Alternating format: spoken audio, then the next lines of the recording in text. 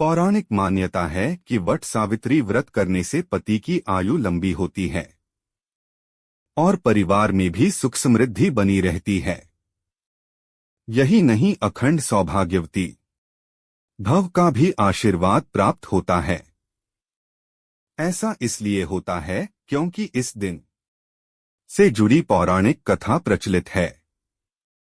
ऐसा माना जाता है कि मद्र देश में अश्वपति नाम के धर्मात्मा राजा का राज था और उनकी कोई भी संतान नहीं थी। राजा ने संतान प्राप्ति के लिए यज्ञ करवाया, जिसके शुभ परिणाम के बाद उनके घर एक कन्या का जन्म हुआ। इस कन्या का नाम सावित्री रखा गया। समय के साथ साथ जब सावित्री बड़ी और विवाह योग्य हुई तो उन्होंने द्युमत्सेन के पुत्र सत्यवान को अपने पति रूप में वरण किया। बता दें, सत्यवान के पिता भी राजा ही थे, लेकिन उनका राजपाट छिन गया था, जिसके चलते वह दरिद्रता में जीवन व्यतीत कर रहे थे। सत्यवान के माता पिता की भी आंखों की रोशनी चली गई थी और वह जंगल से लकड़ी काटकर उसे बेचकर अपना गुजारा कर रहे थे। वहीं जब सावित्री और सत्यवान के विवाह की बात चली तब नारद मुनि ने सावित्री के पिता राजा अश्वपति को बताया कि सत्यवान अल्पायु हैं और विवाह के 1 वर्ष पश्चात ही उनकी मृत्यु हो जाएगी।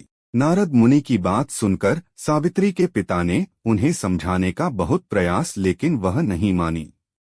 अंत में सावित्री का सत्यवान से विवाह हो गया।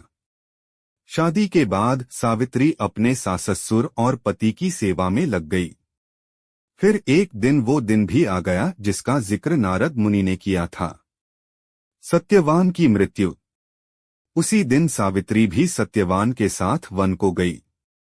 वन में सत्यवान लकड़ी काटने के लिए जैसे ही पेड़ पर चढ़ने लगा कि उसक सिर में असहनीय पीड़ा होने लगी। कुछ वह सावित्री की गोद में सिर रखकर लेट गया। कुछ ही समय में उनके समक्ष अनेक दूतों के साथ स्वयं यमराज खड़े हुए थे। यमराज सत्यवान की आत्मा को लेकर दक्षिण दिशा की ओर चलने लगे। पतिव्रता सावित्री भी उनके पीछे चलने लगी। आगे जाकर यमराज ने सावित्री से कहा, हे पतिव्रता नारी, जहां तक मनुष्य साथ दे सकता है तुमने अपने पति का साथ दे दिया, अब तुम लौट जाओ। इस पर सावित्री ने कहा, जहां तक मेरे पति जाएंगे वहां तक मुझे जाना चाहिए। यही सनातन सत्य है। यमराज सावित्री की वाणी सुनकर प्रसन्न हुए और उनसे 3 वर मांगने को कहा।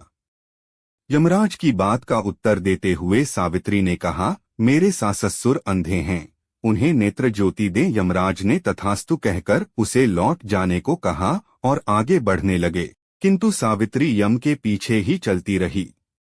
यमराज ने प्रसन्न होकर पुनः वर मांगने को कहा। सावित्री ने वर मांगा, मेरे ससुर का खोया हुआ राज्य उन्हें वापस मिल जाए।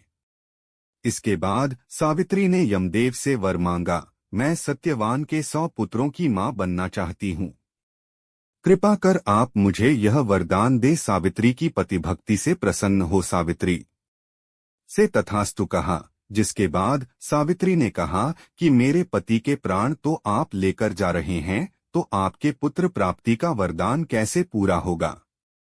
तब यमदेव ने अंतिम वरदान को देते हुए सत्यवान की जीवात्मा को पाश से मुक्त कर दिया। सावित्री पुनः उसी वट वृक्ष के लौटी तो उन्होंने पाया कि वट वृक्ष के नीचे पड़े सत्यवान के मृत शरीर में जीव का संचार हो रहा है। कुछ देर में सत्यवान उठकर बैठ गया। उधर सत्यवान के माता पिता की आंखें भी ठीक हो गईं और उनका खोया हुआ राज्य भी वापस मिल गया।